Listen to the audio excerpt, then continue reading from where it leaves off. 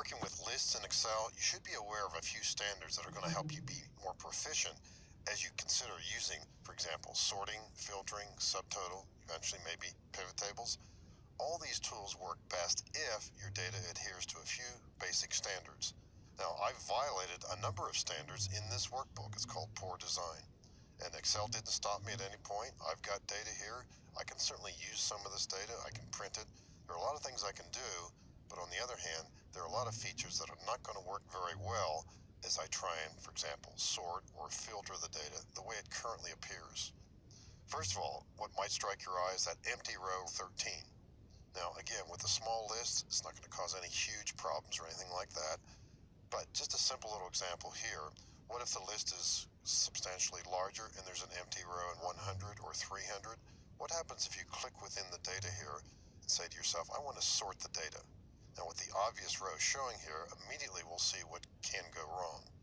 Click on the Data tab in the ribbon, and even if you don't know anything about sort, as I click this button, look what happens.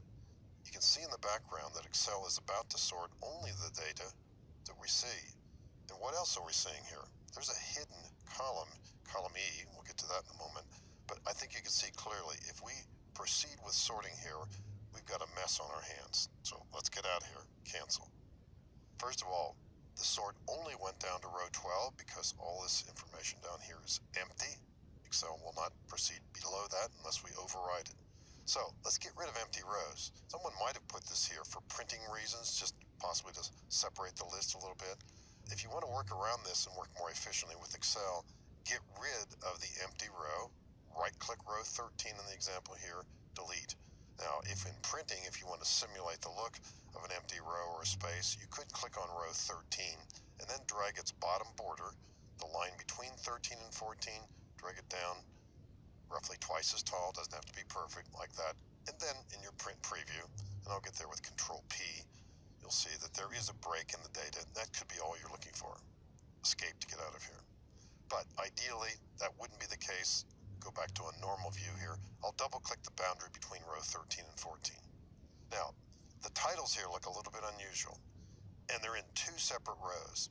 Bad idea. You wouldn't know that at first, but for example, if I click here and start to sort, Excel in the background, in this case, does figure out that I've got two rows of labels on top, but you can't count on that working all the time. And if you start to work with this data in pivot tables possibly, or if you're about to insert subtotals, occasionally Excel doesn't see that properly. Get your titles in a single row. A not so well-known shortcut here that's really helpful. I'm going to adjust not all of these, but I'll show you an example. In column A, why not put contact name together? We've got enough space there. So I'm going to double click in front of the N in name, double click. And now I'm going to type contact. If I do want the word name to appear under this, but in the same cell, I'll press Alt Enter and then enter. And that's acceptable. I will eventually get rid of row 1. I would adjust the others as well here too. It's going to take me a little bit of retyping time, but one more example here. And I can do this either in D1 or D2, but eventually put these together. For example, right here, I'm going to double click behind the Y in Social Security. I'll press Alt Enter to introduce a line break and then type number and enter. And I'll get rid of this data here and simply move this down. And eventually I'd adjust the others in a similar way and get rid of the top row after I've realigned the names and the text here. So if you do need multiple words and it would make the column a lot wider, use line wrap. You can do this using another technique on the Home tab called wrap text, or when typing, you can use Alt Enter. So you clean those up to make that work ideally. Now earlier, when I jumped in here to start sorting, I had an empty row. Now if I start to sort, it does not see the empty row, but there's still that problem of the missing column. Now, not really missing here, but hidden. Now there's nothing wrong with hiding columns. Makes good sense sometimes. Maybe you want to print this list and not show column D. Well, let's hide it. But where's column E? Drag across the columns that surround the empty column. You can right click and unhide, or you could double click the boundary between the two. There we are. Now that's empty. Now maybe you did intend to put data in.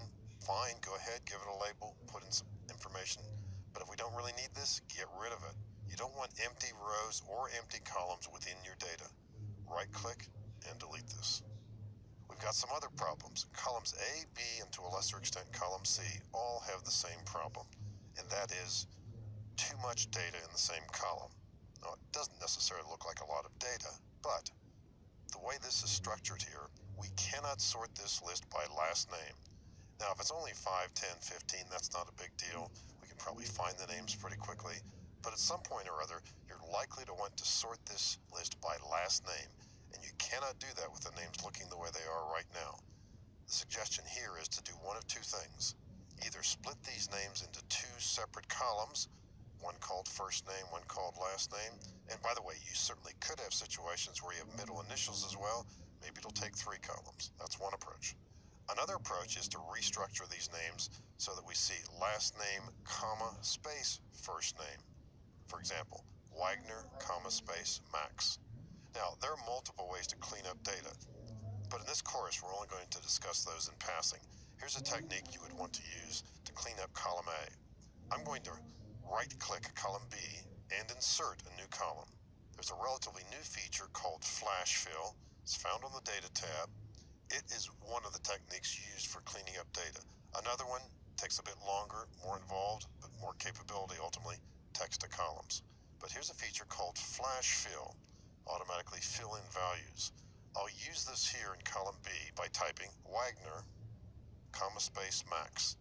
Now, I'm simply going to press Control Enter so the active cell doesn't move. I'll point to this Flash Fill feature. It has a keystroke shortcut, by the way, Control E. Watch what happens in column B as I click Flash Fill. We see a corrected entry. Now the titles are a little bit off. We don't care about that necessarily, but the names are the way we want.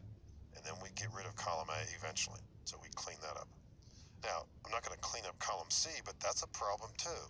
Can we sort this list by state? No, we can't. Can we sort it by zip code? No, we can't. So either using Flash Fill or text to columns, we could clean up that data. But once again, we've got the issue of too much data in the column. In other words, too much data in each successive cell. We can't sort our list by state or zip code like this. We need to split this data into 3 separate columns. Now, column D, you might not need to do this, but if this were a city department and we need to locate all the people on Elm Street or Elm Court, we can't sort our list here by street name or even by the street indicator. And there might be an Elm Court, an Elm Lane, an Elm Place, and lots of other elms within the city, like in Atlanta where there are a lot of peach trees. So we can't sort this list by street name unless we split this into separate columns. And again, with certain kinds of data that might never be needed, but nevertheless, we could sort this by street number and street name and even street indicator. In other words, Court, Lane, Boulevard, etc. All right, next column, Social Security number. As I click on one of these cells, look in the formula bar, the dashes are already there. Now, that's not horribly wrong, and certainly the data is readable and all that. If you are making comparisons or using lookups trying to match this up with Social Security numbers elsewhere, it's quite possible the other Social Security numbers don't have dashes in them. Not everybody is aware of this idea. You can have a special format applied here, and you don't need to have the dashes. So I'm getting rid of the dashes. I'm going to click column E here, and on the Home tab in the ribbon, far right button here, I'll choose Replace. Replace what? Dash. Replace it with what? Nothing. I don't put anything in the Replace With panel. Replace all. Look what happens. 38 of them eliminated. That means we've got 19 of them, 19 different rows here of data. We got rid of them. So what do we do now? Apply a special format. This is being applied even to cell E2, although there's text in it, won't make any difference. There is a special format here. We can press Control 1 to get there quickly. That takes us to Format Cells. On the Number tab, Special, and there it is, Social Security number, click OK. Now we see the dashes. You look in the formula bar, you don't see them. What does this mean?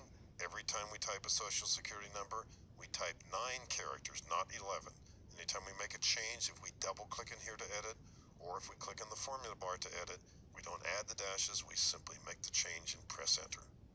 Similarly, with phone numbers, it looks as if the parentheses were actually typed, as well as the space and the dash. So these were entered by typing 14 characters. It's going to be faster if we need only type 10, or when adjusting these if we only make the number change. So here too, let's press column F, use Find and Replace. Let's begin by replacing all dashes with nothing. That'll take care of the dashes. We see that they are gone. Now we're going to replace the left parenthesis with nothing. Replace all. They're gone. 19 of them. And now we want to replace right parenthesis and space with nothing. Right parenthesis, space. Replace all of them in all three cases here. Those are gone. 19. And let's format these as we did with the others. We can close that dialog box. Press Control 1 again.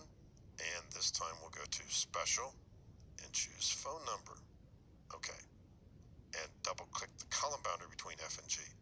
And here too, look in the formula bar, we don't see those parentheses, space, and dash. And anytime we double click to edit, we'll make our number change without adding or dealing with those other characters. Nothing wrong with column G. This is displayed in a way that you're not necessarily familiar with. But if you want to change that, a common choice would be in the number group on the Home tab, click the drop arrow, choose the short date. Not necessarily better in all cases, but it could be the display that you like. Column I, putting two kinds of dates in the same column make each of these unworkable. We cannot use these in any computational way if we've got two sets of dates here. You want these in two separate columns. Starting date, ending date, last date, something like that. So this too is a problem. A number of different issues here in this list that are inappropriate for working with the data efficiently.